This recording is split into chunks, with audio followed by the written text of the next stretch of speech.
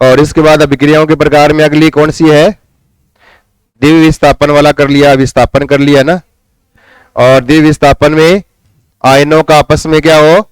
आदान प्रदान हो। और इसके बाद अगली लिखो, चल कौन सी थी? ऊष्माक्षेपी और ऊष्मा शोषी। एक तरफ लिखो ऊष्माक्षेपी एक्सोथर्मिक, ऊष्माक्षेपी अभिक्रिया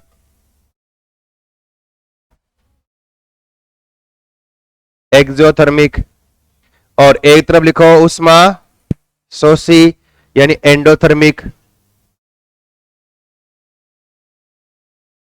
और कल हमने इसके बारे में थोड़ा सा डिस्कस किया था। ये ऊष्माक्षेपी में क्या होगा बताओ?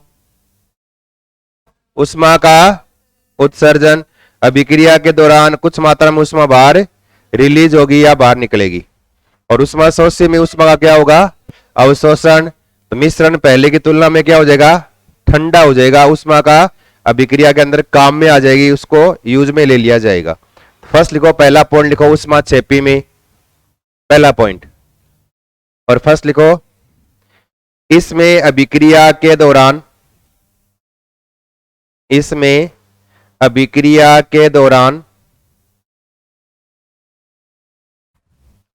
ऊष्मा का उत्सर्जन होता है यानी एमिशन, ऊष्मा का उत्सर्जन होता है। और ऊष्मा शोषण में लिख लोगे आप, जहां लिखा है उत्सर्जन वहां क्या हो जाएगा? अवशोषण हो जाएगा। इसमें अभिक्रिया के दौरान ऊष्मा का अवशोषण होता है।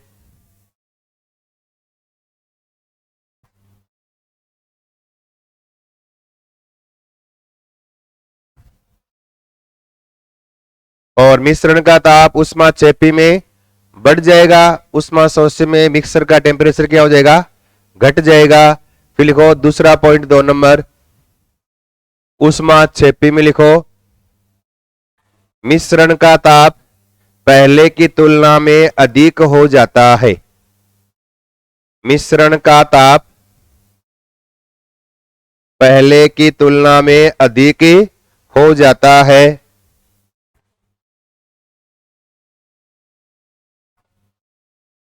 और ऊष्मा शोषी में क्या होगा? टेम्परेचर पहले की तुलना में क्या हो जाएगा? कम हो जाएगा।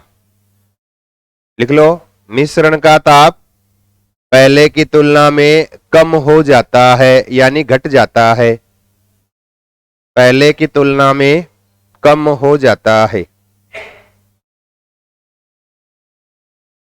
अब एग्जाम में जब एग्जाम्पल आएंगे ना, उदाहरण, तो उसको पहचानने का तरीका क्या है, वो हमें तरीका देखना है। अब देखो तरीके में, जैसे कल हमने डिस्कस किया था किस तरह से, कि जैसे ये क्रिया कारक है A+A+B, और इससे कोई प्रोडक्ट बन रहा है, उत्पाद, जैसे C बना दिया या C+D कर दिया मैंने, यूं ये उत्पाद बन रहा है। ऊष्माक्षेपी के दौरान यहां पर क्या लिखा हुआ मिलेगा आपको? कुछ मात्रा में क्या लिखा हुआ मिलेगा? +A ऊष्मा का मान लिखा हुआ मिलेगा, या तो ये लिखा हुआ आ जाए ऊष्माक्षेपी में, या फिर यहां नीचे लिख दें ऐसे ΔH बराबर, यहां मान किस में लिखा हुआ आएगा? ऋणात्मक वैल्यू लिखी होगी, नेगेटिव मान, कि जैसे यूं लिख दिया N2 + A 3H2, और इससे क्या बन गया? 2NH3। अमोनिया निर्माण की कौन सी विधि है ये? हेबर प्रोसेस यानी हेबर विधि है ये।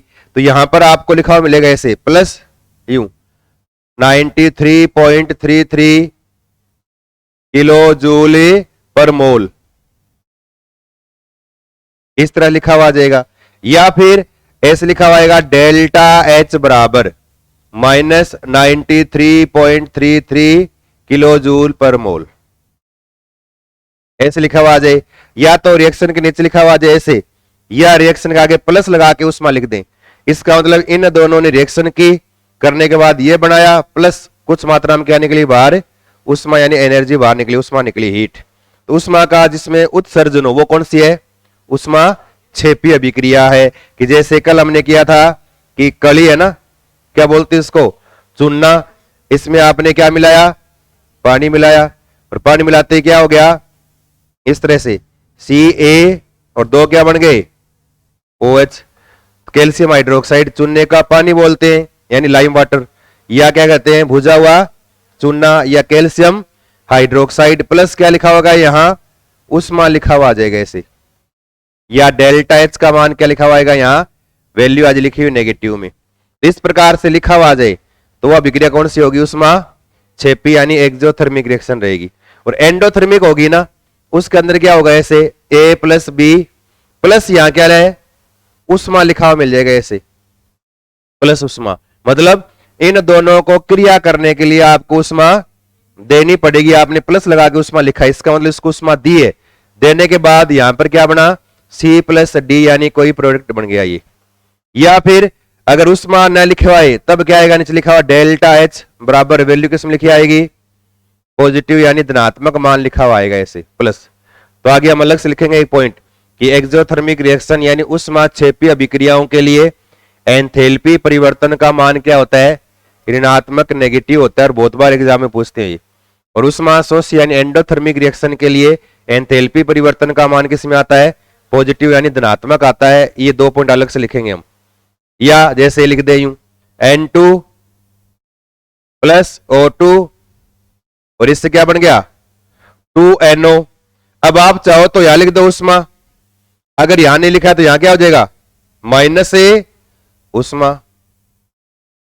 इधर वाला मान प्लस इधर आएगा तो क्या हो जाएगा माइनस हो जाएगा ना, ये तो हम लिख दिया माइनस, यहां माइनस उष्मा। मतलब जब ये बने क्रिया करके ये इसका निर्माण किया तो इतनी उष्मा की क्या होगी हानि होगी, यानी उष्मा काम में आ गई, इतनी उष्मा कम होगी पहले से। तो जिसमें उष्मा कम हो जाए या अवशोषण हो जाए वो कौन सी उष्मा शोषी रिएक्शन, या डेल्टा एच का मान यहाँ क्या लिखा हुआ आपको नेगेटिव ऋणात्मक लिखा हुआ कुछ ना कुछ यहाँ मान आएगा। ये एक तो याद रखना आपको, पहचानने का तरीका उष्मा छेपी में इस प्रकार से लिखा हुआ आ जाए और उष्मा शोषी में इस टाइप से लिखा हुआ आ जाए। और याद रखना दहन वाली क्रिया सारी कोई भी हो, यानी कंबंसन दहन जलने वाली क्रिया, लकड़ी का जलना मोमबत्ती का कोई भी हो, कागज का जलना हो कुछ भी हो, तो जलने वाली क्रिया है ना वो हमेशा कौन सी होती है एक्सोथर्मिक यानी उष्मा छेपी, उष्मा उष्मा बाहर निकलती है तो उष्मा भी निकलता है और प्रकाश भी बाहर निकलता है। तो वहां पर रासायनिक ऊर्जा का उष्मा ऊर्जा और प्रकाश ऊर्जा में रूपांतरण हो रहा है, यानी चेंज हो रहा है। आगे करेंगे फिजिक्स में आएगा आपके, यानी ऊर्जा का रूपांतरण, यानी कौन सी ऊर्जा किस में रूपांतरित होती है, किसके लिए विद्युत है बल्ब है किस ऊर्जा को किस में बदलता है ना, विद्युत मोटर में किस ऊर्जा का रूपांतरण किस में होता है, तो वो थोड़ा सा ट्रांसफॉर्मेशन पढ़ेंगे हम, इनका रूपांतरण पढ़ेंगे वो अलग से फिजिक्स वाले पार्ट में आएगा। तो यहां पर क्या है अवशोषण में ये और उष्मा छेपी में ये, और जलने वाली सारी क्रिया किस में आएगी उष्मा छेपी में, किसी का भी जलना आ जाए। अगर ये आ जाए ना भोजन का पाचन होना कौन सी क्रिया है भोजन का पचना, तो वहां पर होता क्या है कोशिका में इधर से खाना खाया आपने और वो भोजन छोटी आंत में अवशोषण के द्वारा ब्लड के माध्यम से कहां पहुंच गया कोशिका में पहुंच गया ग्लूकोज, इधर से आपने सांस लिया श्वसन क्रिया में क्या गई ऑक्सीजन गैस, वो भी ब्लड के द्वारा कहां पहुंच गई कोशिका में, और ग्लूकोज प्लस ऑक्सीजन रिएक्शन करके क्या बनाएंगे CO2 प्लस H2O, CO2 श्वसन क्रिया में वापस बाहर निकल जाएगी, जल कोशिका के अंदर काम में आ जाएगा, प्लस ऊर्जा निकलेगी वो एटीपी के रूप में क्या हो जाएगी संचित यानी उष्मा निकलती है। तो वो भी क्रिया कौन सी है उष्मा छेपी। लेकिन भोजन के पाचन की क्रिया कौन सी है, दो पॉइंट अलग अलग है ये, भोजन का पाचन होना ये उस एक्सोथर्मिक उष्मा छेपी अभिक्रिया है, लेकिन भोजन के पाचन का प्रोसेस यानी क्रिया, भोजन के पाचन की क्रिया, तो भोजन को पचाने के लिए क्या चाहिए काम करेगा बॉडी, काम करेगा तो क्या चाहिए उसको उष्मा या ऊर्जा चाहिए। तो भोजन के पाचन की क्रिया जो होती है वो कौन सी है एंडोथर्मिक यानी उष्मा शोषी अभिक्रिया है। तो नीचे लिखो, पहले लिखो एक्सोथर्मिक में लिखो ऐसे, पहचानने का तरीका लिख लो एक्सोथर्मिक में उष्मा छेपी में इस तरह से दर्शाएंगे, इनको ये ध्यान रखना है बस।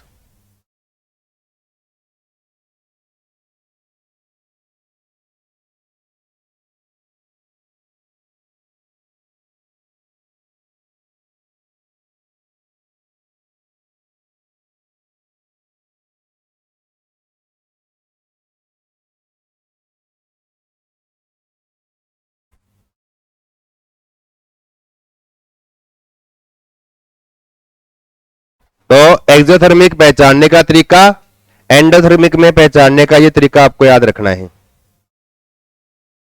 लिख लिया इतना। फिर इसी के नीचे लिखना, एक्सोथर्मिक के नीचे ऊष्माक्षेपी वाले में लिख लो दहन क्रियाएं। ऊष्माक्षेपी में आएगी एग्जांपल में लिख लो दहन क्रियाएं। जितनी भी दहन क्रियाएं है ना, जलाने वाली क्रियाएं, कागज का जलना, लकड़ी का जलना, ईंधन का जलना, किसी का भी जलना आ जाए, सारा किस में आएगा? एक्सोथर्मिक यानी ऊष्माक्षेपी अभिक्रिया में आएगा। फिर लिखो भोजन का पाचन, भोजन का पाचन, भोजन का पाचन, ये भी किस में आएगा? ऊष्माक्षेपी अभिक्रिया में है। और इधर लिखना ऊष्माशोषण में लिखना भोजन पाचन की क्रिया यानी प्रोसेस, भोजन पाचन की क्रिया,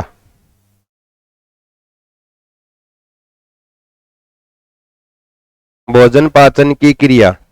और इसके अलावा अम्ल और क्षार की अभिक्रिया जो होती है ना, कभी आप लैब में जाओ, केमिस्ट्री लैब में करके देखना, कभी आप खुद टेस्ट ट्यूब लेना एक, लेकिन उसमें कोई भी आप एक एसिड डाल लो, उसमें 2-4 ml या 2-4 बूंद एसिड डाल के वहां पर आपको कोई ना कोई बेस या क्षार मिल जाएगा। उस क्षार की आप 2-4 बूंद डालो उस एसिड में, डालते ही ये तुरंत क्या है, तेजी के साथ रिएक्शन होती है। अम्ल और क्षार की अभिक्रिया को पूरा होने में है ना 1 सेकंड का भी लगभग 12वां हिस्सा लगता है, 10⁻12 सेकंड, मतलब 1 सेकंड से भी कम टाइम लगता है। बहुत तेज गति से होने वाली तीव्र अभिक्रिया होती है अम्ल और क्षार की अभिक्रिया, उसको बोलते हैं उदासीनीकरण अभिक्रिया। और तेजी से सॉल्यूशन उस टेस्ट ट्यूब से बाहर आने की कोशिश करेगा, साथ में वेपर निकलेगी वाष्प, और पूरी टेस्ट ट्यूब क्या हो जाएगी? गर्म हो जाएगी। तो अम्ल और क्षार की अभिक्रिया जो होती है वो कौन सी होती है? एक्सोथर्मिक या ऊष्माक्षेपी अभिक्रिया। तो याद रखना उदासीनीकरण अभिक्रिया कौन सी होती है? अम्ल और क्षार की अभिक्रिया। इसके बाद आगे लिखेंगे हम, और वो भी कौन सी होती है? ऊष्माक्षेपी होती है। तो नीचे एक लाइन और लिख लो, ऊष्माक्षेपी में अम्ल व क्षार की, अम्ल व क्षार की उदासीनीकरण अभिक्रिया, अम्ल व क्षार की उदासीनीकरण अभिक्रिया।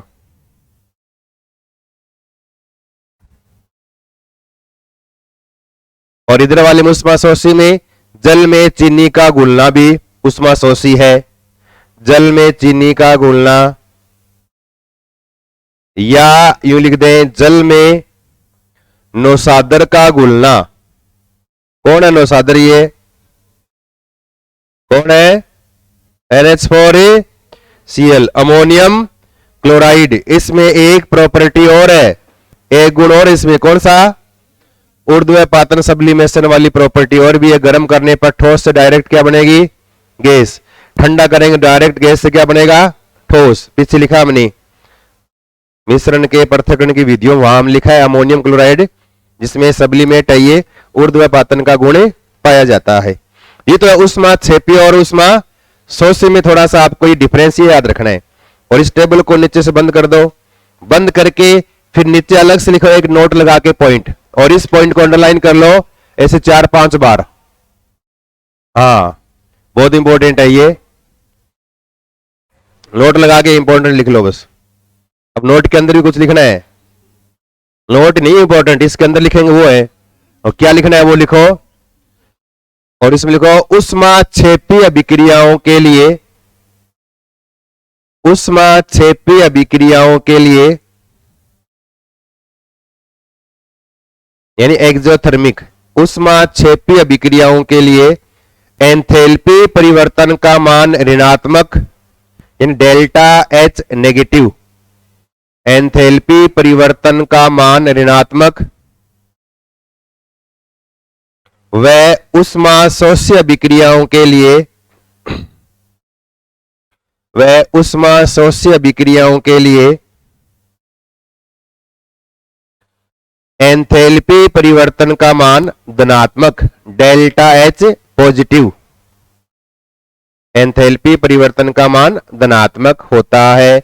इस पॉइंट को अंडरलाइन कर लो, ये बहुत इंपॉर्टेंट है एक्सोथर्मिक और एंडोथर्मिक रिएक्शन के लिए, ऊष्माक्षेपी और ऊष्माशोष्य अभिक्रियाओं के लिए। लिख लिया। इसके बाद इसी प्रकार से फिर छोटी सी एक टेबल और बनाओ। एक तरफ लिखो उत्क्रमणीय रिवर्सिबल रिएक्शन और एक तरफ लिखो अनुत्क्रमणीय इरिवर्सिबल। एक तरफ लिखो उत्क्रमणीय रिवर्सिबल उत्क्रमणीय अभिक्रिया रिवर्सिबल रिएक्शन और एक तरफ लिखो अनुत्क्रमणीय इरिवर्सिबल।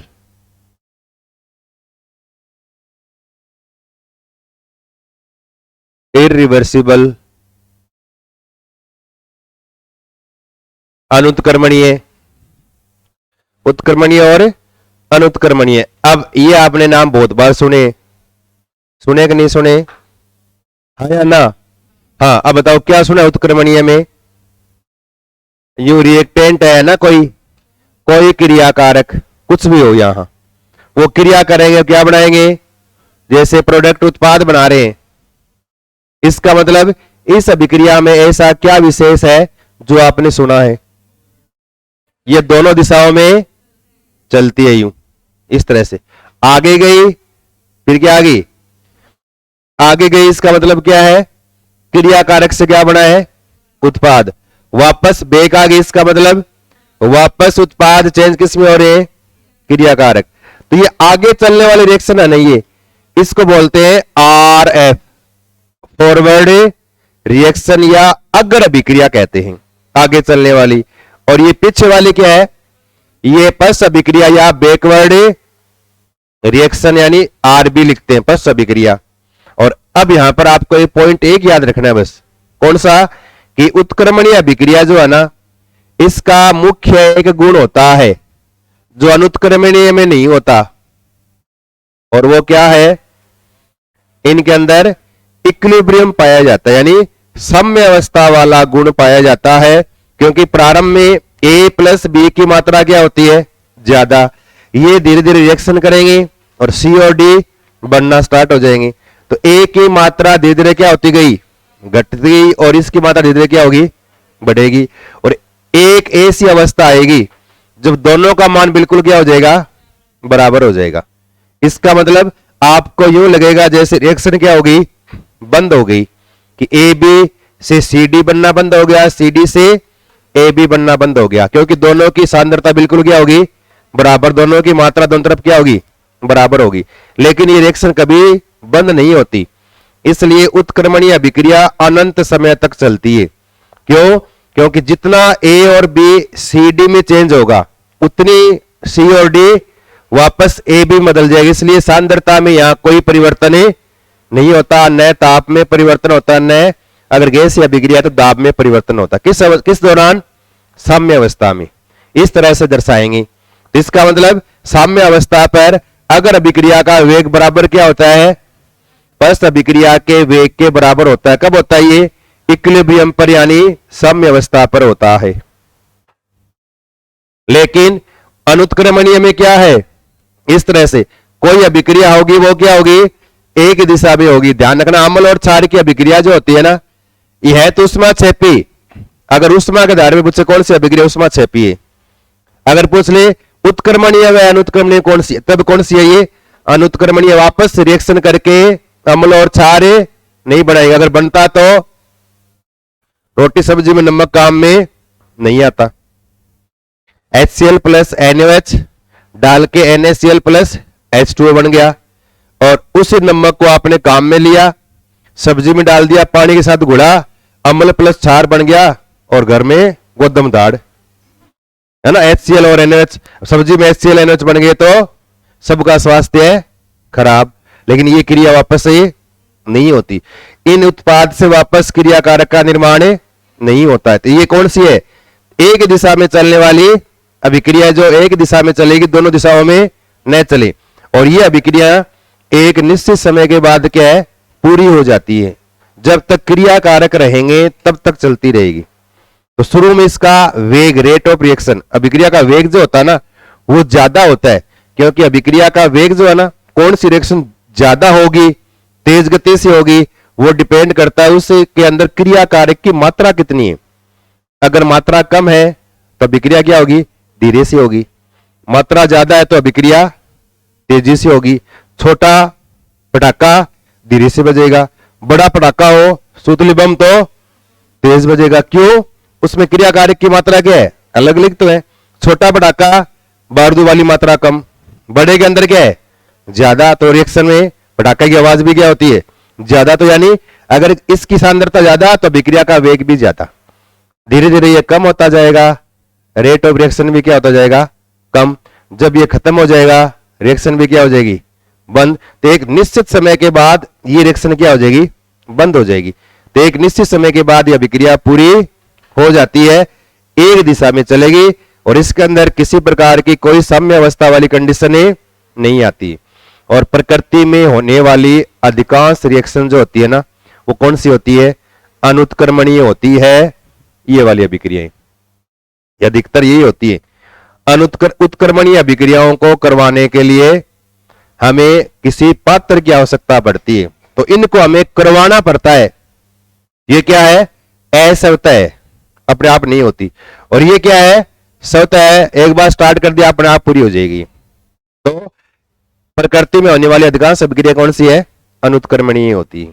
जैसे लकड़ी का जलना, वैसे तो कौन सी ऊष्माक्षेपी है, लेकिन इसके आधार पर पूछ ले तो क्या कोयले और आग से वापस लकड़ी बना सकते हो, नहीं है। कागज का जलना अनुत्क्रमणीय है। तो एक दो रिएक्शन याद रखनी है आपको बस। तो लिखो इसमें उत्क्रमणीय में लिखो और इसमें एक लाइन लिखो पहले, क्रिया कारक से उत्पाद, क्रिया कारक से उत्पाद वह पुनः उत्पाद से क्रिया कारक का निर्माण, पुनः उत्पाद से क्रिया कारक का निर्माण, क्रिया कारक का निर्माण। और इसमें लिख लो अनुत्क्रमणीय में, इनमें केवल क्रिया कारक से उत्पाद का निर्माण ही होता है। करता हूं उसे थोड़ी देर में ना। इनसे केवल क्रिया कारक से उत्पाद का ही निर्माण होता है।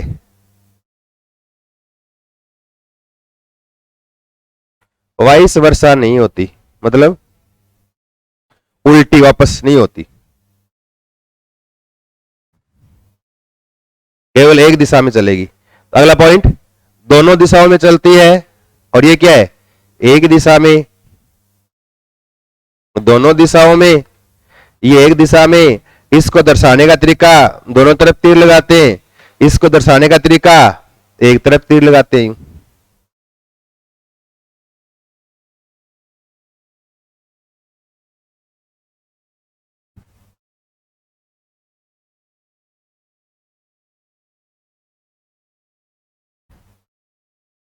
और इसमें कौन सा गुण है, इक्विलिब्रियम, साम्य अवस्था का गुण पाया जाता है। उत्क्रमणीय में साम्य अवस्था का साम्य अवस्था का गुण पाया जाता है। और इसमें साम्य अवस्था वाला गुण नहीं होता है।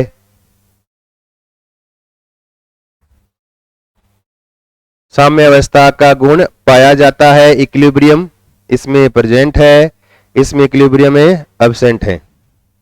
और नीचे लिखना, इसके नीचे साम्य अवस्था के नीचे लिखना आर एफ बराबर R B. R F R B है क्या, लिख लेना, 10 दिन बाद फिर ढूंढते घूमोगे। आर एफ और आर बी क्या है, आर एफ मतलब रेट ऑफ फॉरवर्ड रिएक्शन, अग्र अभिक्रिया का वेग, और आर बी मतलब रेट ऑफ बैकवर्ड रिएक्शन, पश्च अभिक्रिया का वेग। दोनों के मान बराबर होते हैं साम्य अवस्था पर।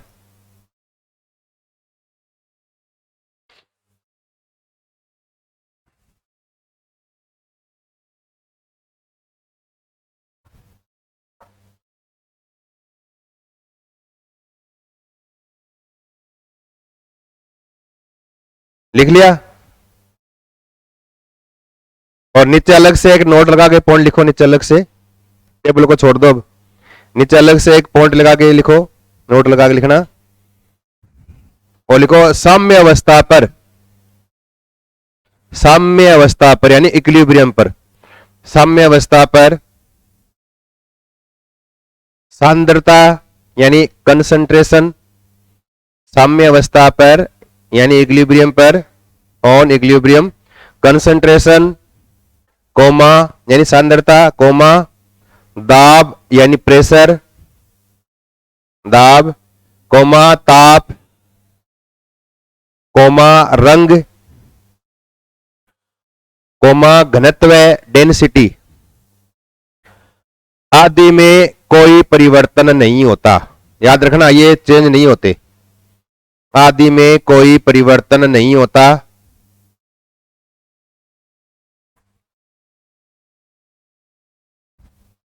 आदि में नो चेंज। और अगर आपसे कह दें कि खुले पात्र में जल को गर्म करें तो यह उत्क्रमणीय प्रक्रम है या अनुत्क्रमणीय प्रक्रम है? खुला हुआ पात्र है, उसमें आपने पानी को गर्म करना स्टार्ट कर दिया, पानी से वाष्प यानी वेपर बननी स्टार्ट हो गई। अब ये उत्क्रमणीय है कि अनुत्क्रमणीय? अनुत्क्रमणीय।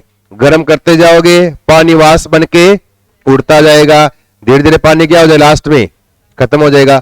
अब अगर इस पात्र को ऊपर से बंद कर दें तब उत्क्रमणीय हो जाएगा, क्योंकि जितनी वाष्प शुरू में क्या है, ज्यादा वाष्प बनेगी, क्योंकि वाष्प ऊपर कम है तो पानी से वाष्प अधिक बनेगी। और कुछ देर बाद जो वाष्प बन रही है उस वाष्प को पात्र की दीवार से टकरा के वापस क्या होगी, ठंडी। ठंडी होने के बाद वापस क्या बन जाएगा, जल, जो बूंद बूंद करके वापस नीचे आके गिरना शुरू हो जाएगा। और कुछ देर बाद आपको यूं लगेगा कि जैसे जल से वाष्प बनना क्या होगी, बंद। क्यों? क्योंकि वाष्प की जो मात्रा है उस पात्र में बिल्कुल क्या हो जाएगी, कांस्टेंट यानी नियत हो जाएगी, स्थिर हो जाएगी, मात्रा में कोई परिवर्तन नहीं। क्यों? क्योंकि द्रव्य से वाष्पन की क्रिया बराबर क्या हो जाएगी, वाष्प से वापस द्रव बनने की क्रिया, यानी वाष्पन की दर बराबर संघनन की दर के बराबर हो जाएगी। जितना पानी वाष्प बनेगा उतनी वाष्प वापस क्या है, पानी का निर्माण कर लेगी। इसलिए वाष्प की सांद्रता में आपको कोई चेंज नजर नहीं आएगा, इसलिए लगता है कि रिएक्शन क्या होगी, बंद हो गई, यानी प्रक्रम बंद हो गया। लेकिन वास्तव है क्या, वो चल रहा है, तो वो अनंत समय तक चलेगा। तो कौन सा है वो, उत्क्रमणीय होता है। थोड़ी ये चीजें आपको ध्यान रखनी है। ये इसके बाद लिखो एक रिएक्शन और लिखो, और लिखो उदासीनीकरण अभिक्रिया।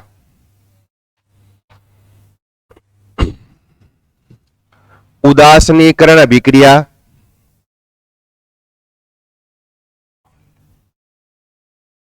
उदासीनीकरण अभिक्रिया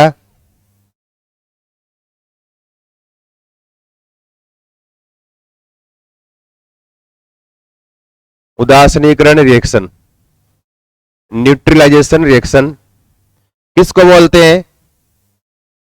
उदासीनीकरण अभिक्रिया किसे कहा जाता है? अम्ल और क्षार की अभिक्रिया को। अम्ल व क्षार दोनों की रिएक्शन, यानी कि अम्ल की अभिक्रियाएं, क्षार की अभिक्रियाएं नहीं, अम्ल और क्षार दोनों की आपस में रिएक्शन हो, उससे क्या बने, लवण और जल का निर्माण हो, उसको क्या बोलते हैं, उदासीनीकरण अभिक्रिया। और कौन सी, उष्मा क्षेपी या उष्मा शोषी? पीछे वाले सो गए शायद। कौन सी है ये, है उष्मा बोल के आगे कुछ बोल दो चाहिए, शोषी और क्षेपी, बोलो उष्मा क्षेपी है।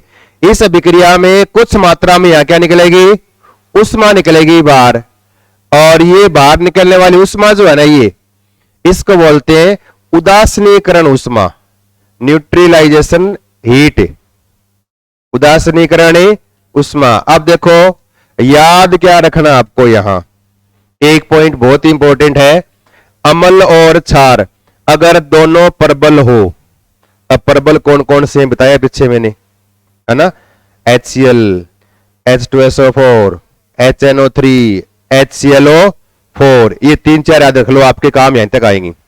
ये प्रबल याद कर लो। दुर्बल अम्ल में कौन से है, HCN, H2CO3, एसिटिक एसिड है, ये थोड़े से दुर्बल याद रख लो। प्रबल क्षार में NaOH, KOH, पहले दूसरे वर्ग वाले, और दुर्बल क्षार में यानी डी ब्लॉक की धातुओं के साथ OH लगा हुआ आ जाए, FeOH3 ऐसे लिखा हुआ आ जाए, या ZnOH2 लिखा हुआ आ जाए, इस तरह से NH4OH लिखा हुआ आ जाए, ये दुर्बल है क्षार। तो अगर अब याद रखना है, भाग लेने वाला क्षार बेस ये स्ट्रोंग है, प्रबल है, भाग लेने वाला अम्ल एसिड ये भी क्या है, स्ट्रोंग है, प्रबल है।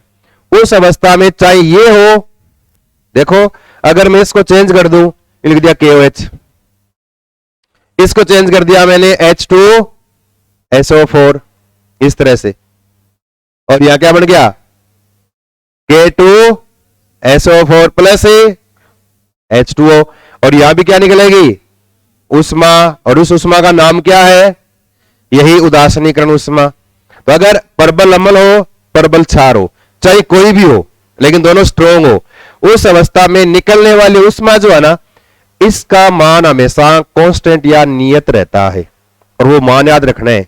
और मान कितना होता है, वो ये याद रखना है 13.7 किलो कैलोरी पर मोल।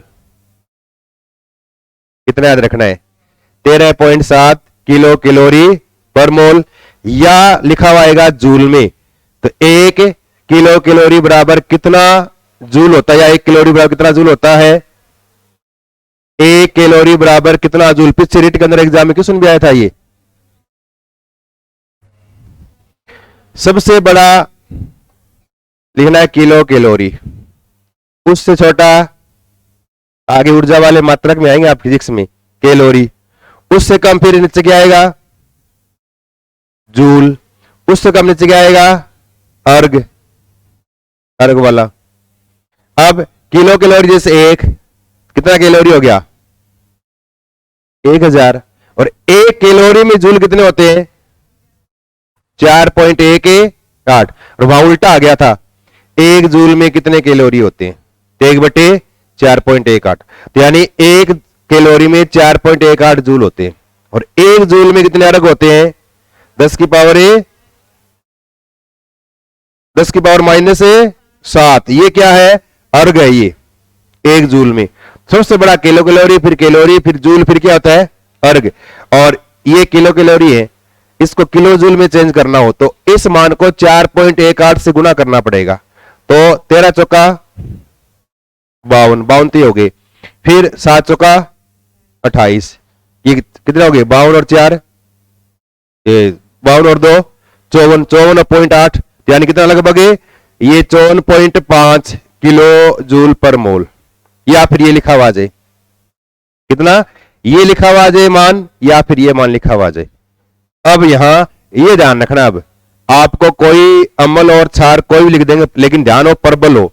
तो अगर स्ट्रोंग एसिड और स्ट्रोंग बेस है, उस अवस्था में उदासीनीकरण उष्मा का मान हमेशा क्या रहता है नियत, और कितना रहता है ये याद रखना है 13.7 या 54.5 किलो जूल पर मोल रहता है, ये मान किसके लिए प्रबल के लिए। अब जैसे प्रश्न लिख दिया, ये लिख दिया CH3COOH प्लस NaOH। अब मान और मान को याद नहीं करना आपको, इस एक मान के अलावा आगे और मान याद नहीं करने। अब देखो यह लिख दिया इस अभिक्रिया के लिए उदासीनीकरण उष्मा का मान होगा, और लिख दिए 4 ऑप्शन ऐसे 13.7, दूसरा लिख दें ये, या लिख दें जैसे 15.6 किलो कैलोरी लिख रहा हूं मैं, या लिख दिया जैसे 12.4, या लिख दिया 20.8, ये लिख दिया, और कह दिया इस अभिक्रिया के लिए उदासीनीकरण उष्मा का मान बताओ। तब याद रखना प्रबल होता ना, तब मान कितना होता 13.7 होता। लेकिन जहां एक भी दुर्बल आ जाए, दोनों दुर्बल या कोई एक दुर्बल आ जाए अम्ल और क्षार में से, तब ये मान क्या है 13.7 से थोड़ा क्या आ जाएगा कम आ जाएगा। अभी सारे मान याद करने की आवश्यकता नहीं है, 13.7 से क्या रहेगा कम, और आपको ऑप्शन में ऐसा ही है कि मिलेगा जो 13.7 से कम हो। तो ये 13 ये प्रबल के लिए ये अलग है ही, कम कौन सा है 12.4, तो उत्तर क्या हो जाएगा 12.4। तो अगर दुर्बल आ जाए तब मान इससे क्या आ जाएगा कम, प्रबल हो तब मान फिक्स है, ये याद रखना आपको। एक इसमें लिखो उदासीनीकरण अभिक्रिया में ये वैल्यू फिक्स है, यानी उदासीनीकरण ऊर्जा का मान है उष्मा का मान प्रबल अमल और प्रबल क्षार के एक तुल्यांक के लिए हमेशा मान क्या रहता है? नियत। सबका यही आता है। किसी का 13.6 आ गया, 13.8, एवरेज मान के 13.7 ही मानते हैं ये। एक लाइन लिखो इसके, अम्ल व क्षार की अभिक्रिया को उदासीनीकरण अभिक्रिया कहा जाता है। अम्ल व क्षार की अभिक्रिया को उदासीनीकरण अभिक्रिया कहा जाता है।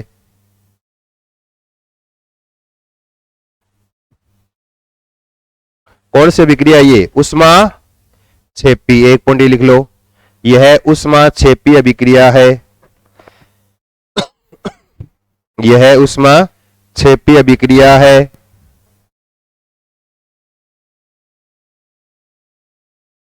और फिर अगला पॉइंट लिखो, और लिखो प्रबल अम्ल व प्रबल क्षार के लिए,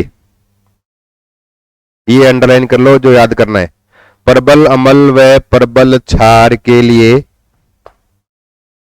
उदासीनीकरण उष्मा का मान, उदासीनीकरण उष्मा का मान सदैव, मान सदैव नियत, मान सदैव नियत। और आगे लिखो ये 13.7 या 54.5, 13.7 किलो कैलोरी पर मोल, किलो कैलोरी पर मोल, या 54.5 किलो जूल पर मोल होता है। किलो जूल पर मोल न लिखे ना तो लिखना मत फिर आप, किलो जूल पर मोल होता है। ये याद रखना, एक प्रबल प्रबल के लिए रहेगा। और एक लाइन और लिखो, यदि कोई दुर्बल हो तो, यदि कोई दुर्बल हो तो यह मान 13.7 से कम प्राप्त होता है। यदि कोई दुर्बल हो तो यह मान 13.7 से कम प्राप्त होता है।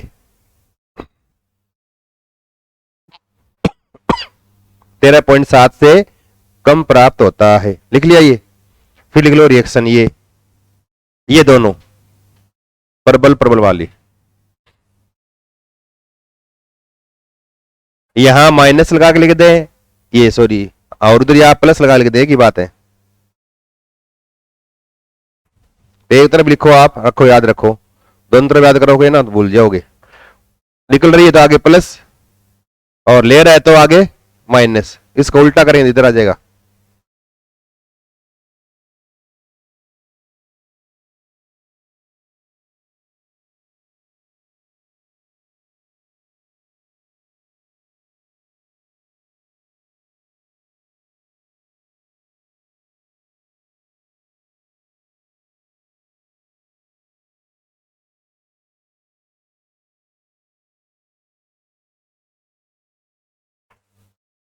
लिख लिया। ये तो आपके एडिशनल चीजें हैं। एडिशनल मतलब सिलेबस में लिखा नहीं है लेकिन टॉपिक लिख रखा है रासायनिक अभिक्रियाएं, तो पूछ ले तो कोई हर्ज नहीं है। इसलिए आपको पहले से रेडी हथियार रख के तैयार रहना है, कभी भी हथियारों की आवश्यकता पड़ जाए। आपके सिलेबस अलग से दे रखा है एक टॉपिक, कौन सा है? ऑक्सीकरण और अपचयन। अगला लिखो हेडिंग, ऑक्सीडेशन एंड रिडक्शन, ऑक्सीकरण व अपचयन। अगला लिखो ऑक्सीकरण व अपचयन, ऑक्सीडेशन व रिडक्शन, ऑक्सीकरण व अपचयन। अब देखो, वैसे तो आपके सिलेबस में जब कोई क्वेश्चन आएगा ना, नियर अबाउट ये मानो कि संभावना ये है कि आपके 2 क्वेश्चन आने चाहिए इसमें से, टॉपिक के हिसाब से। अब अगर आप चाहो तो हम इसको 15 मिनट में कर ले पूरा, और आपके सिलेबस में जो टॉपिक है ना वो आपके क्वेश्चन हो भी जाएंगे, लेकिन अपने को पूरा करना है। तो खड़े में देख लो, किताब में को लिख दो, वो तो मन लिखाया ही को नहीं, और यो भी मन है को नहीं लिखायो, लेकिन काम का नहीं है कुछ, वो आगे करेंगे लास्ट में 15 मिनट, है ना, वही काम आएगा। बाकी आगे वाले है ना, ये ये कब काम आएंगे? जब आप बच्चों को पढ़ाने जाओगे ना स्कूल में, जैसलमेर बाड़मेर जहां ना, वहां पर बच्चों को पढ़ाने के लिए काम में लोग, तब आपके काम आएगा ये ऑक्सीडेशन और रिडक्शन, ऑक्सीकरण और एक तरफ अपचयन। इसकी पुरानी अवधारणा, सबसे पहले ऑक्सीकरण का मतलब है जिस शब्द के अंत में कर्ण लग जाए। क्या लग जाए? कर्ण लग जाए। हाइड्रोजनीकरण, ऑक्सीकरण, फॉर्मलीकरण, कार्बोक्सिलीकरण, लास्ट में कर्ण लग जाए। इसका मतलब उस कर्ण के पहले जो लिखा है ना, उसका एड होना यानी जुड़ना। हाइड्रोजनीकरण, हाइड्रोजन का जुड़ना। फार्मलीकरण, फॉर्मिल समूह यानी CHO समूह का जुड़ना। कार्बोक्सिलीकरण, कार्बोक्सिलिक समूह यानी COOH का जुड़ना।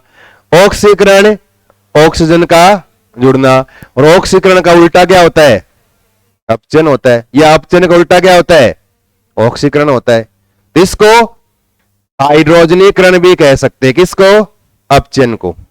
और जिस शब्द के आगे वी लग जाए, आगे लिख दे और कुछ, वी मतलब विपरीत, आगे वाले शब्द का विपरीत, वी हाइड्रोजनीकरण।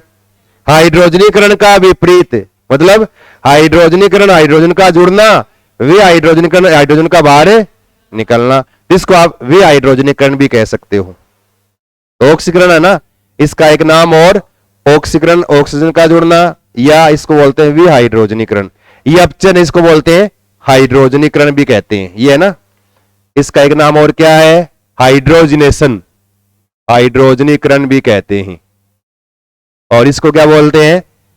डीहाइड्रोजनेशन, विहाइड्रोजनीकरण।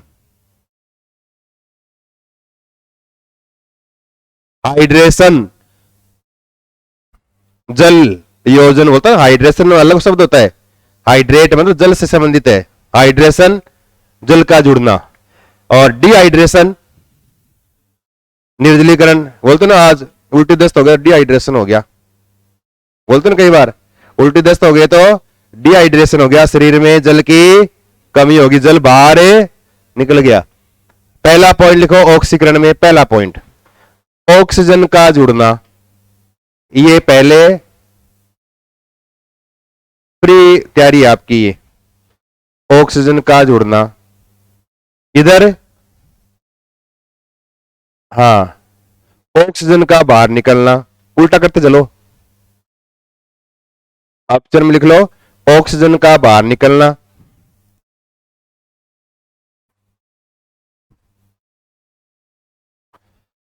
दूसरा, इसमें क्या हुआ? हाइड्रोजन का जुड़ना।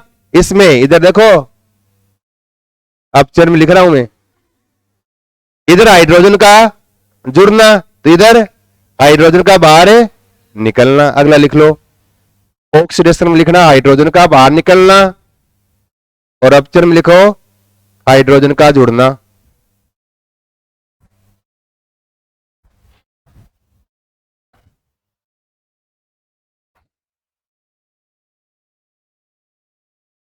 इस तरह से यूं लिख दिया जैसे। क्या है ये?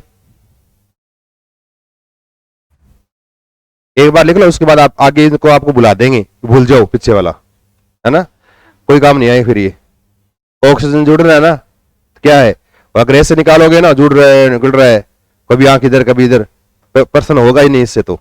लेकिन करना बहुत जरूरी है ये। ऐसे Mg+O2 क्या बन गया? MgO। क्या हो रहा है? ऑक्सीडेशन। हाइड्रोजन का बाहर निकलना, sodium hydride, sodium +H2। Hydrogen का बाहर निकलना। इन रिएक्शन को उल्टा करके इसमें लिख दो। इन रिएक्शन को उल्टा करके, उल्टा कर मतलब कॉपी उल्टी नहीं, क्रियाकारक उत्पाद बना दो, उत्पाद को क्रियाकारक बना दो। इधर वाले में, अपचयन में।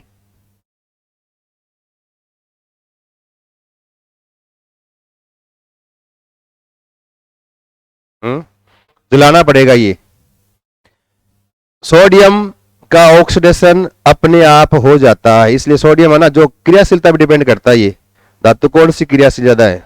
सोडियम अधिक क्रियाशील, इसलिए इसको खुले में नहीं छोड़ते, इसको केरोसिन तेल में रखा जाता है। जल के साथ तुरंत क्रिया कर लेता है, हाइड्रोजन गैस निकालता है और सोडियम हाइड्रोक्साइड का निर्माण कर लेता है। ऐसे ऑक्सीजन के साथ अपनी सतह के ऊपर ऑक्साइड की एक यानी पीली सी परत का निर्माण कर लेते हैं, जिससे सोडियम धीरे धीरे खराब हो जाए, इसलिए इसको केरोसिन तेल में रखते ताकि वायु के संपर्क में न रहे। लिख लिया? ये उल्टा लिख लो इसका, इधर घर पे लिख लेना चाहिए उल्टा, है ना। लिख लो, इसी छोड़ गए, इसे खाली छोड़ दो। फिर देखो तीसरा पॉइंट, थर्ड, और ऑक्सीकरण में लिखो। अब देखो ऑक्सीजन का जुड़ना और आवर्त सारणी में सबसे अधिक विद्युत ऋणता किसकी होती है? आवर्त सारणी में सबसे अधिक विद्युत ऋणता इलेक्ट्रोनेगेटिविटी किसकी होती है? फ्लोरीन की। एफ कितनी होती है? कितनी होती है? 4। और सेकंड स्थान किसका आता है? दूसरा स्थान किसका है? ऑक्सीजन कितनी है? 3.5। तीसरा स्थान किसका है? तीसरा क्लोरीन का, कितना है? 3। चौथा किसका है? नाइट्रोजन का, 2.8।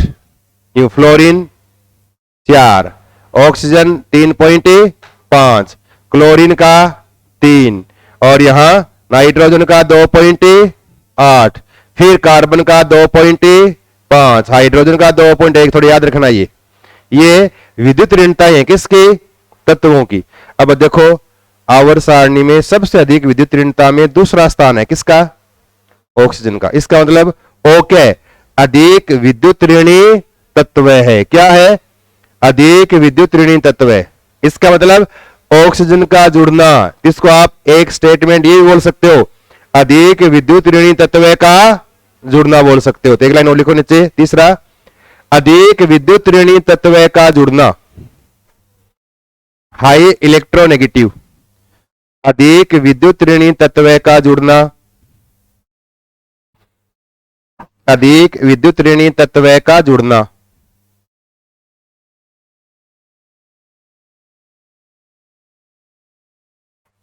जैसे FeCl2 प्लस Cl2 FeCl3, तो Cl माइनस जुड़ गया, तो Cl की विद्युत ऋणता ज्यादा है तो ये जुड़ गया। इधर उल्टा लिख लो इसका, इसका उल्टा स्टेटमेंट भी उल्टा लिखना है। FeCl2 प्लस Cl2 FeCl3 बन गया। यूं बड़ा लिखूं क्या? नहीं दिख रहा तो। और इधर लिख लो उल्टा, अधिक विद्युत ऋणी तत्व का बाहर निकलना, या उल्टा लिख दे तो कम विद्युत ऋणी का जुड़ना। उल्टा लिख लो, अधिक विद्युत ऋणी का बाहर निकलना, अधिक विद्युत ऋणी तत्व का बाहर निकलना।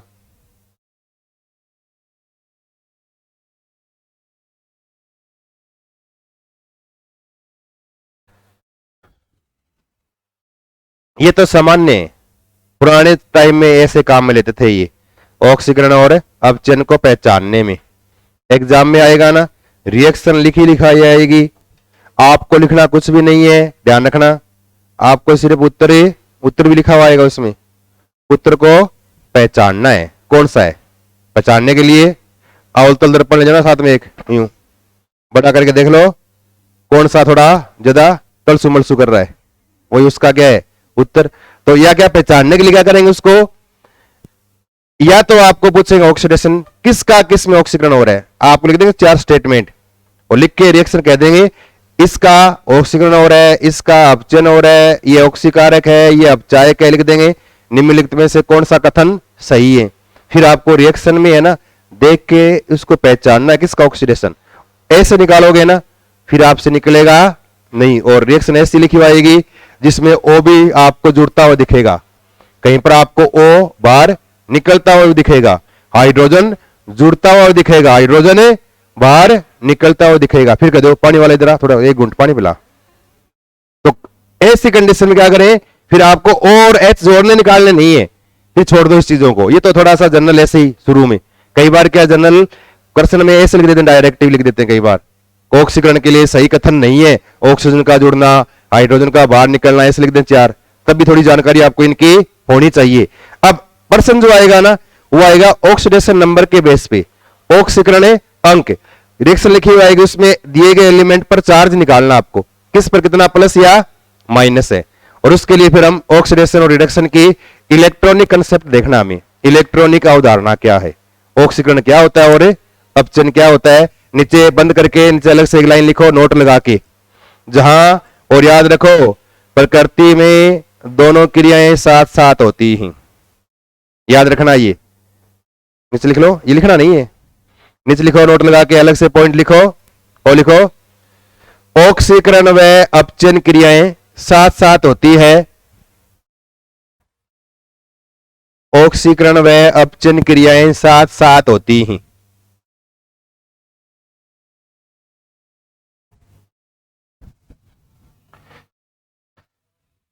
जिसे रेडॉक्स अभिक्रिया क्या बोलेंगे, रेडॉक्स रिएक्शन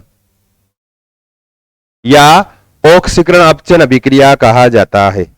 दोनों को लिख दो, या रेडॉक्स रिएक्शन लिखते हैं इसको, रेडॉक्स अभिक्रिया कहा जाता है। फिर लिखो हेडिंग, ऑक्सीकरण अपचन की इलेक्ट्रॉनिक अवधारणा, electronic concept of oxidation and reduction, ऑक्सीकरण अपचन की इलेक्ट्रॉनिक अवधारणा।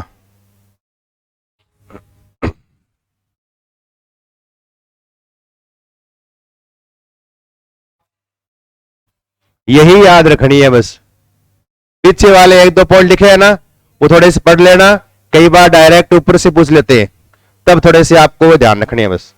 बाकी क्वेश्चन जो आएगा सारा इसी बेस आएगा, इलेक्ट्रॉनिक अवधारणा, और इलेक्ट्रॉन के बेस पर इलेक्ट्रॉन या तो कोई देगा या इलेक्ट्रॉन को कोई लेगा। तो इलेक्ट्रॉन देने वाला, जब इलेक्ट्रॉन बाहर निकले तब क्या होता है, जब इलेक्ट्रॉन बाहर निकले तब क्या होता है, क्या होता है बादल, इलेक्ट्रॉन बाहर निकले तब क्या होता है, ऑक्सीकरण या अपचन, एक तो नहीं है ऑक्सीकरण अपचन, कौन सा होगा, इलेक्ट्रॉन का निकलना क्या होता है, एनोड व कैथोड दो नाम सुने, एनोड पर क्या होता है ऑक्सीकरण या अपचन, ऑक्सीडेशन, कैथोड पे क्या होता है अपचन। यूं कभी देखा होगा, इसे देखो यूं, थोड़ा सा ब्लैक प्लेस में जाओ, थोड़ा सा यूं बैक में देखो, यूं देखा होगा आपने जिंक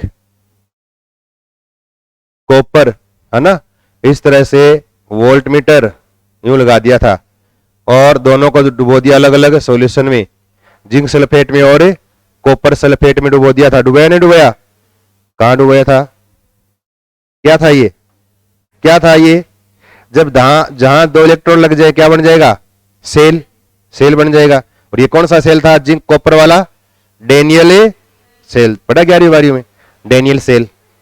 अब ये डेनियल सेल में लिखा होगा आपने कि जिंक ने इलेक्ट्रॉन निकाले, Zn से क्या बन गया, Zn +2 बन गया, दो इलेक्ट्रॉन निकल गए, ये दो इलेक्ट्रॉन तार से इधर गए, और कॉपर +2 ने दो इलेक्ट्रॉन ले लिए, कॉपर बन गया।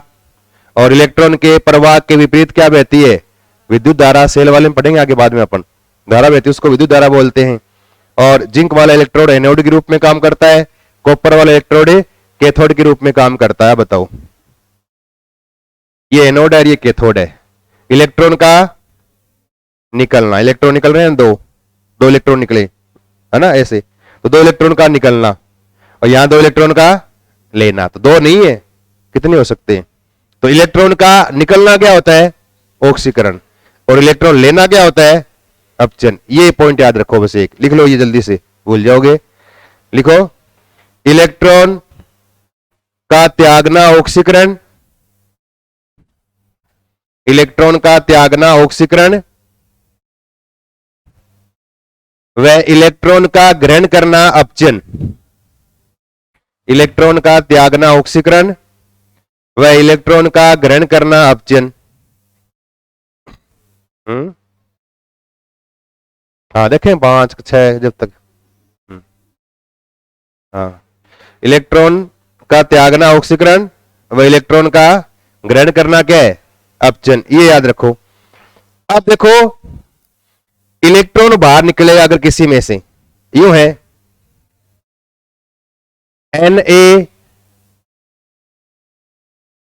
Na Na प्लस, यही तो है ना, या कह दिया Fe+2 Fe+3, एक इलेक्ट्रॉन निकल गया, है ना, या कह दिया ऐसे कि FeCN6 और यहां FeCN6- का 3 इलेक्ट्रॉन निकल गया। तो जब इलेक्ट्रॉन निकलेगा ना, तब धनावेश में क्या होगी, वृद्धि, ऋणावेश में क्या होगी, तो ऑक्सीडेशन में धनावेश में वृद्धि, ऋणावेश में क्या होती है, कमी। इसका उल्टा कर दें तो अपचन में क्या होगा, धनावेश में कमी, ऋणावेश में क्या होगी, वृद्धि। नीचे 2 अलग से पॉइंट लिख लो ये, और लिखो ऑक्सीकरण में, ऑक्सीकरण में, ऑक्सीकरण में, और अगले को डैश करके लिखना। नंबर 1 धनावेश में वृद्धि, और नंबर 2 ऋणावेश में कमी। धनावेश में वृद्धि, positive charge increase and negative charge decrease, ऋणावेश में कमी। और एक लिखो अपचन, उल्टा हो जाएगा इसका,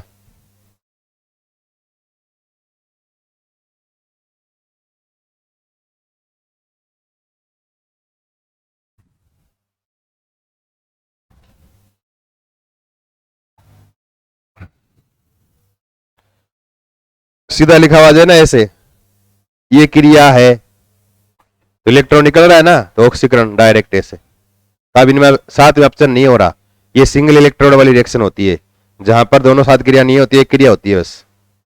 तो ये सारी क्या है, ऑक्सीडेशन। इलेक्ट्रॉन ऐसे लिखा, आगे प्लस लगा के लिख दे, इसका मतलब क्या हो रहा है, ऑक्सीडेशन, ऑक्सीकरण है। इलेक्ट्रॉन इधर लिख दे प्लस लगा के, तब क्या होगा, अपचन। इधर इलेक्ट्रॉन जोड़ के लिख दे, तब अपचन होगा।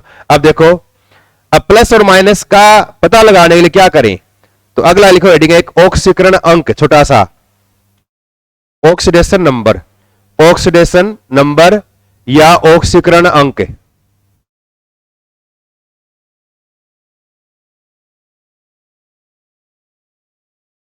ऑक्सीडेशन नंबर, ऑक्सीकरण अंक, यह निकालने के लिए याद रखो, किसी तत्व पर उपस्थित उस पर आवेश जो है ना, चाहे प्लस हो चाहे माइनस हो, कितना उसके ऊपर आवेश आ रहा है, वह उसका ऑक्सीकरण अंक कहलाता है। किसी +1 चार्ज है तो उसका क्या है, ऑक्सीडेशन नंबर 1।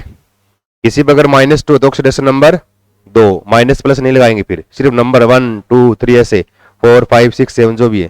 तो एक लाइन लिख लो, किसी तत्व पर उपस्थित, किसी तत्व पर उपस्थित आवेश की मात्रा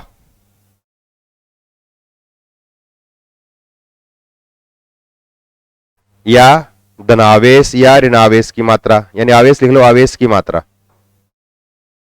अब देखो कैसे निकालेंगे।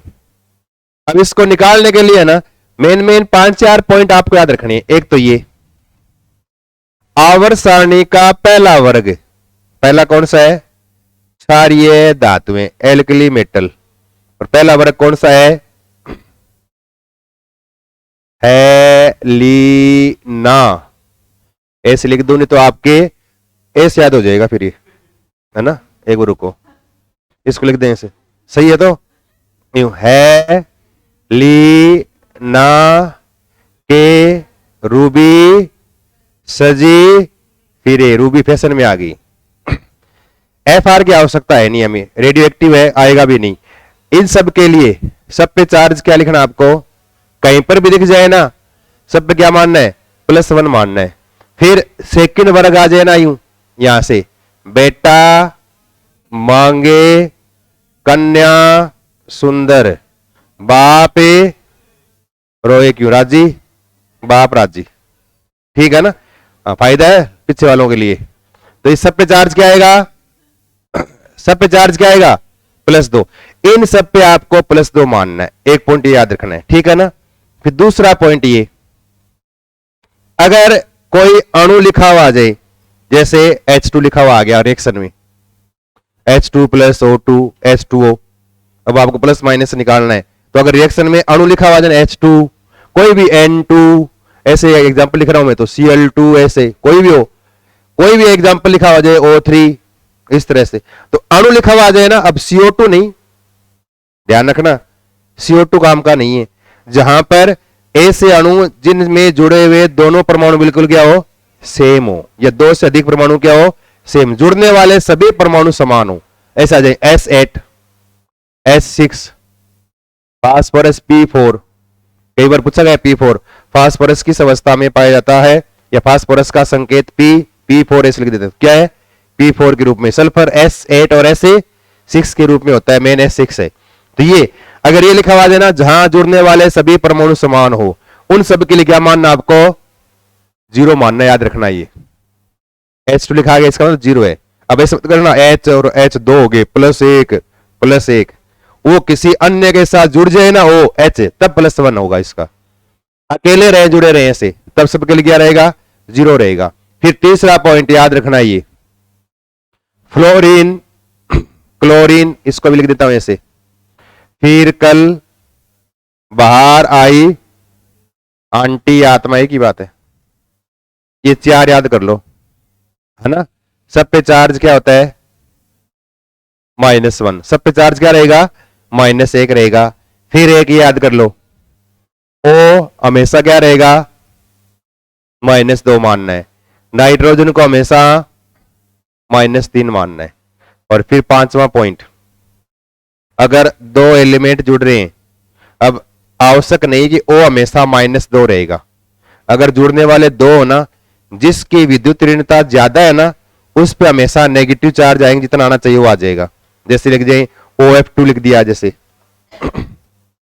आ गया OF2, अब कहीं O को आप -2 मानना शुरू कर दो, अब O और F में किसकी अधिक है विद्युत ऋणता, फ्लोरीन की है, तो फ्लोरीन का -1 रहेगा, तो 2 के -2, अब कुल जीरो करने के लिए O पे क्या आएगा, अब +2 आ जाएगा, तो O +2 हो जाएगा, O +2 आ गया। इसलिए वो डिपेंड करेगा जुड़ने वाले एलिमेंट पे, कि जिसकी विद्युत ऋणता ज्यादा है ना, उस पे नेगेटिव मानना है, कम वालों क्या मानना है, पॉजिटिव। और विद्युत ऋणता मैंने अभी लिखी थी, दोबारा लिखा देंगे ये एक बार जल्दी से लिखो, ऑक्सीकरण अंक की गणना लिख के जल्दी करो, जब तक ये पूरा नहीं होता ना, तब तक 5 बजेगा नहीं। ऑक्सीकरण अंक की गणना, इस घड़ी की तरफ कितना देख लो, ये रिमोट पड़ा है, आप नीचे दिखना शुरू कर, तो मैं धीरे से बटन दबा देता हूं, 5 मिनट पीछे। ऑक्सीकरण अंक की गणना, गणना लिख के पहला पॉइंट ये लिख लो, क्षारीय धातुएं, क्षारीय मर्दा धातुएं, बस जाएगी 5.25 भी जाएगी, मंडेला मंडेला बस 5.25 जाती है, हाँ 5.25।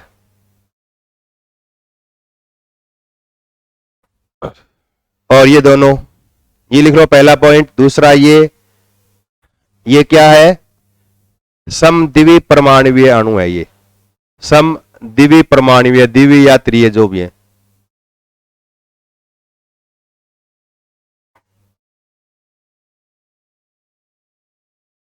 होमो डाइएटोमिक मॉलिक्यूल, समद्विवीय परमाणुविक अणु है ये। इनके लिए ऑक्सीडेशन नंबर क्या रहेगा, 0। S6 सर ये थोड़े अलग हो गए, समद्विवीय परमाणु में ही आ जाएंगे ये, जहां दो परमाणु जुड़े हैं ऐसे। बाकी इनके लिए आगे एक से अधिक परमाणु जुड़े हो, सारे सेम हो, तब हमेशा क्या मानना, मान 0 मानना है।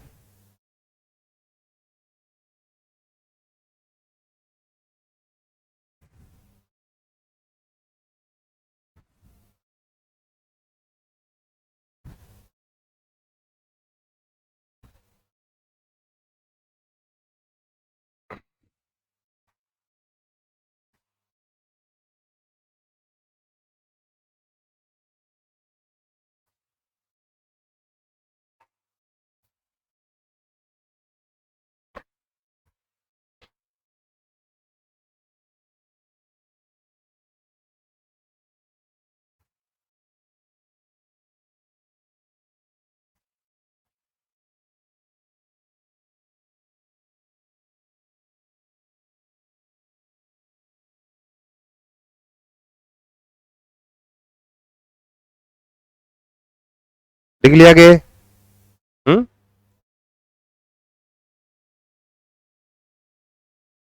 तो लिख लो 5वां पॉइंट, लास्ट में बोला था मैंने वो।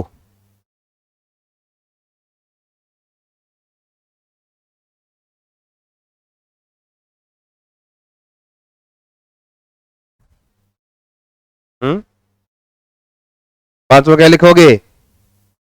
भिन्न भिन्न विद्युत ऋणता वाले तत्व जुड़े रहे। जल्दी सीख लो कोई, बाद में मौका ना मिले। भिन्न भिन्न विद्युत ऋणता वाले तत्व जुड़े रहे तो, भिन्न भिन्न विद्युत ऋणता वाले तत्व जुड़े रहे तो, अधिक विद्युत ऋणता वाले तत्व पर ऋणावेश, अधिक विद्युत ऋणता वाले तत्व पर ऋणावेश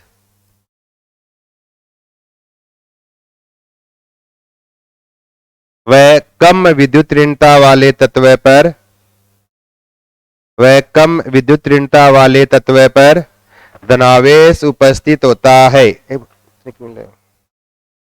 कम विद्युत ऋणता वाले तत्व पर धनावेश उपस्थित होता है।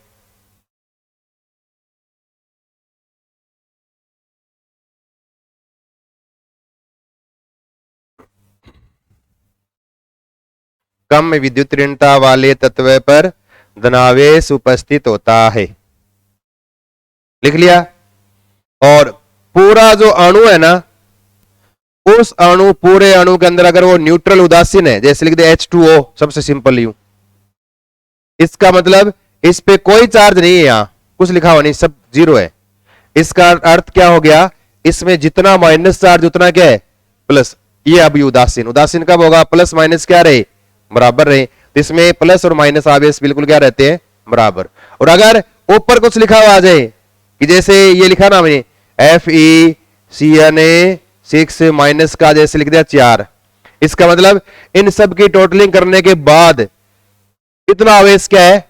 बच गया माइनस वाला। इसका मतलब प्लस वाला 4 कम है, माइनस वाला 4 क्या है? ज्यादा है। तो अगला एक पॉइंट और लिखो, और लिखो उदासीन अणु में, उदासीन अणु में धनावेश व ऋणावेश,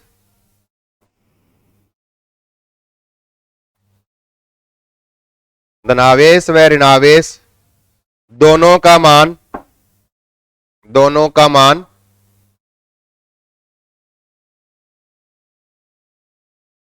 समान होता है,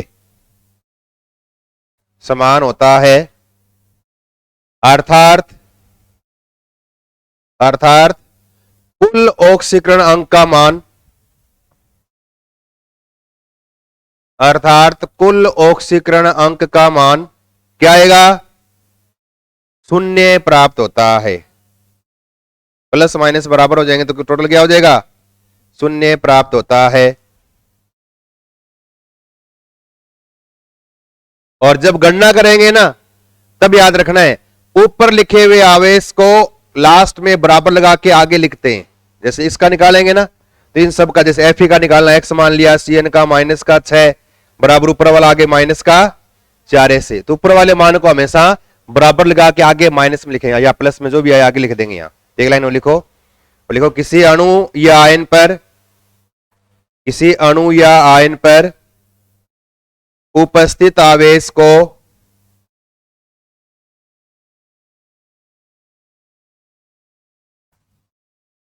उपस्थित आवेश को गणना में आगे लिखा जाता है। ये थोड़े से नियम है, ये और भी है, लेकिन आपके यहां तक काम चल जाएगा। ये 2-4 ये बातें याद रखनी है बस। मेन तो ये है कि इस पे कितना चार्ज होना चाहिए, वो थोड़ा सा आइडिया रहेगा ना, आप आराम से कर लोगे। अब देखो क्या हो गया? कोई बात नहीं, ये ठंडा हो जाएगा फिर रुकते ही, रुकते ही। अब देखो यूं है, अब कहते हैं किसका ऑक्सीकरण हो रहा है, किसका अपचयन हो रहा है, कौन ऑक्सीकारक है, कौन अपचायक। अब याद रखना, जिसका ऑक्सीडेशन होना, कि जैसे ऑक्सीकरण का मतलब इलेक्ट्रॉने देना, जैसे मैं इलेक्ट्रॉन दे रहा हूं इनको, तो मेरा क्या हो गया, ऑक्सीकरण। इनका क्या हो गया, इन्होंने इलेक्ट्रॉन लिया अपचन। अब इनका अपचन किसने किया, मैंने। अगर मैं इलेक्ट्रॉन नहीं देता तो कहां से अपचन होता है इनका। इसका मतलब मैं अपचन करने वाला हूं, मतलब अपचायक हूं।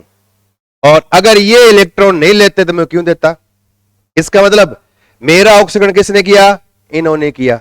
इसका मतलब ये क्या हो गए, तो जिसका ऑक्सीकरण होना वो क्या होता है, अपचायक, और जिसका अपचन हो वो क्या होता है, ऑक्सीकारक। नीचे एक लाइन और ऐड कर लो ये, और लिखो जिसका ऑक्सीकरण हो वह अपचायक, वह अपचायक, जिसका ऑक्सीकरण हो वह अपचायक, तथा जिसका अपचयन हो वह ऑक्सीकारक कहलाता है।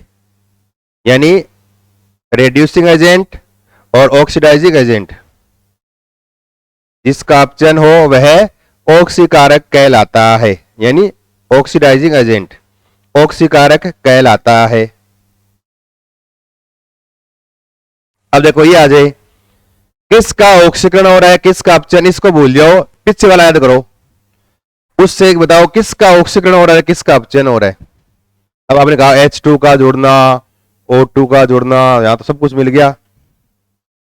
तो याद रखो, अगर आपको एग्जाम में क्वेश्चन करने हैं ना, वो तो किस लिए याद रखना है, अगर मान लो कोई बाई चांस पर्सन आ जाए कि ऑक्सीडेशन के लिए कौन सा कथन सही है गलत है, तब लिख दे ऐसे कि ऑक्सीजन का जोड़ना ऑक्सीकरण है, अपचयन का निकलना होता है, या कहते हैं कि अधिक विद्युत एलिमेंट का जोड़ना है, इसलिए 3-4, तब आपको 3-4 पॉइंट याद रखने हैं वो, ताकि क्वेश्चन में कोई गलती ना हो। बाकी रिएक्शन लिखी हुआ जने से पूछ ले, निम्नलिखित में से अपचायक है, लिख दे H2O2 H2H4 लिख दे, कौन सा अपचायक है पहचानना हो, तब इस रिएक्शन में फिर हमें ऑक्सीकरणांक वाला ना ये काम में लेंगे, जल्दी हो जाएगा ये। अब बताओ इस पे चार्ज क्या है। अब देखो दिक्कत यही आएगी, +0 -0। अभी क्या ना H2O2 N2 Cl2 सबका क्या होता है 0। अब यहां H नहीं है, H2 है, ये अणु है, ये इसका 0। यहां H का, अब देख लो अपने हिसाब से, देखो यूं H2 ही तो है, ये मिला के लिख लो की बात आपकी मर्जी है। अब O पे चार्ज क्या होता है -2, तो इन पे क्या है +1 +1, टोटल क्या हो गया 0 हो गया ना। इसका मतलब क्या है +1। वैसे निकाल लो, चाहिए H का निकालना आपको, H का निकालना 1 का, तो 2x 2 है ना, 2x प्लस O पे चार्ज -2 बराबर कुल ऊपर 0। अब x का मान निकालना, इधर माइनस इधर आएंगे तो क्या हो जाएंगे +2, 2 का भाग जाएगा तो 1 +1, x का मान क्या आ गया +1, यानी h पर क्या है +1, ऐसे निकाल लो चाहिए। अब h पे +1 है, यहां दोनों +1 +1। O पे चार्ज क्या है अभी लिखा आपने -2। अब देख लो H2 का परिवर्तन किस में हो रहा है H+ में, O2 का परिवर्तन किस में हो रहा है। अब बताओ H ने इलेक्ट्रॉन निकाले या दिए, इलेक्ट्रॉन निकले तब तो प्लस आता है, इसका मतलब इलेक्ट्रॉन क्या हो रहा है निकल रहा है माइनस। ये 0 से कहां चला गया -2, मतलब 2 इलेक्ट्रॉन इसने ले लिए तो इलेक्ट्रॉन इसने ग्रहण किए। और इलेक्ट्रॉन का निकलना क्या होता है ऑक्सीकरण, इलेक्ट्रॉन ग्रहण करना क्या होता है, तो क्या लिखोगे आप H2 का H2O में क्या हो रहा है ऑक्सीडेशन, O2 का H2O में क्या हो रहा है अपचयन। तो H2 का हो रहा है ऑक्सीडेशन, तो ये क्या है अपचायक, और इसका हो रहा है अपचयन, तो ये क्या है ऑक्सीकारक। ऐसे प्लस माइनस से निकालने हैं, जल्दी से लिखो एक बार, चाय पी लेता हूं मैं, लिख लो एक बार, फिर मैं एक रिएक्शन लिखाता हूं, इसको करके बताना आप किसका किसमें और कैसे हो रहा है।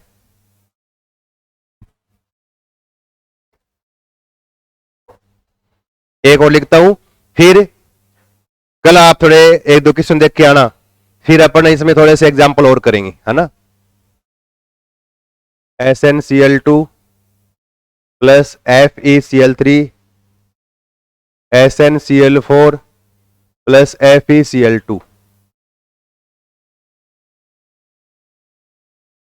इसमें आपको ये निकालना है ये चार बातें बतानी है। ऑक्सीकरण, ऑक्सीडेशन किसका किस में हो रहा है, अपचयन रिडक्शन किसका किस में हो रहा है, और ऑक्सीकारक कौन सा है, ऑक्सीडाइजिंग एजेंट, और अपचायक कौन है। ये निकालते ही चुपचाप चले जाना चाहिए। ये चार निकाल के जाना है, जल्दी करो।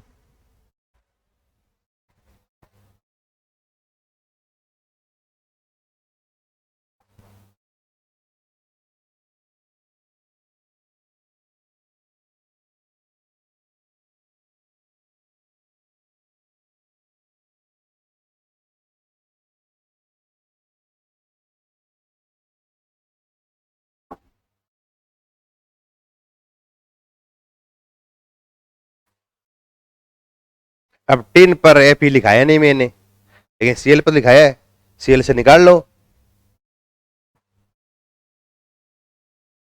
काम में वही आएंगे जो लिखाया है मैंने, जो आ रहे हैं ना जो मैंने लिखाए उन पे फिर आपको निकालना है, इसलिए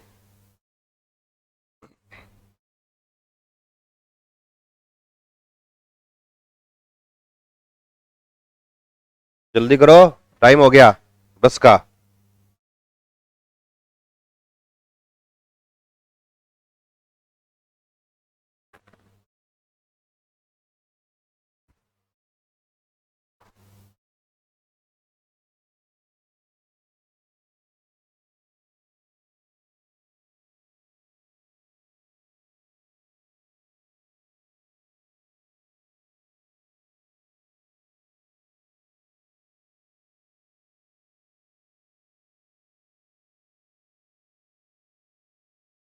कुछ हुआ?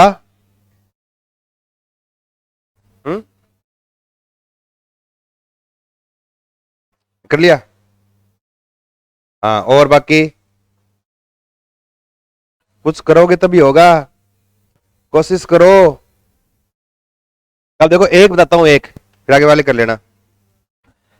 आपको एस एन पे निकालना है, क्योंकि सीएल पर चार्ज कितना होता है, -1। कितने सीएल है, -2 हो गया, कुल कुल -2 हो गया।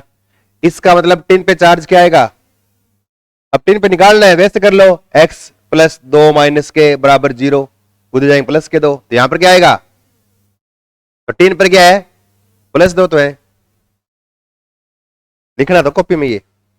इसमें देखो यहां कितना है, -3, तो यहां पर क्या आएगा, +3, तब टोटल 0 होगा, तो यहां +3। यहां देखो टिन पर क्या आएगा, ये -4, तो यहां पर क्या आएगा, +4, कुल 0 होना चाहिए। तब यहां -2, तो यहां पर क्या आएगा, इस पे +2, या ऐसे ही, या ध्यान नहीं रहे ना, ऐसे कर लो। SnCl4 में टिन पे निकालना है x से, प्लस Cl पर -1 माइनस के कुल 4 बराबर, ऊपर आवेश या कुछ नहीं है 0, x बराबर क्या आ गया, +4, इधर प्लस का 4, एक ही बात है, ये मैंने डायरेक्ट कर दिया है। कुल आवेश 0 रखना है, जितना माइनस उतना फिर प्लस वाले प्लस कर दो, बस इतना ही है। अब देखो SnCl2 +2 से +4 में जा रहा है, ये +3 से +2 में जा रहा है। अब बताओ, अब समस्या ये होगी, प्लस प्लस में आ गया तो इलेक्ट्रॉन गया का आया, धनावेश में वृद्धि ऑक्सीकरण, धनावेश में कमी अपचयन, ऋणावेश में वृद्धि अपचयन, ऋणावेश में कमी ऑक्सीकरण, लिखा है पीछे एक पॉइंट में नहीं। +2 से +4 मतलब 2 इलेक्ट्रॉन और निकल गए, 2 इलेक्ट्रॉन निकले। +3 से +2 मतलब 1 इलेक्ट्रॉन ले लिया। अब देखो, बताओ, इसको देख के बताना। SnCl2 से SnCl4 बनाए, इसका मतलब क्या हो गया, 2 इलेक्ट्रॉन इसने त्यागे। इलेक्ट्रॉन का निकलना क्या होता है, ऑक्सीकरण। इलेक्ट्रॉन का निकलना क्या होता है, +2 से +4, 2 इलेक्ट्रॉन कम हो गए ना, तो निकल गए, निकलना मतलब ऑक्सीकरण। तो SnCl2 का SnCl4 में क्या हो रहा है, ऑक्सीकरण हो रहा है। ये इलेक्ट्रॉन ले रहा है, 3 से 2 में गया, तो इलेक्ट्रॉन का लेना क्या होता है, अपचयन। तो FeCl3 का FeCl2 में क्या हो रहा है, अपचयन हो रहा है, और जिसका हो रहा है ऑक्सीकरण वो क्या है, अपचायक।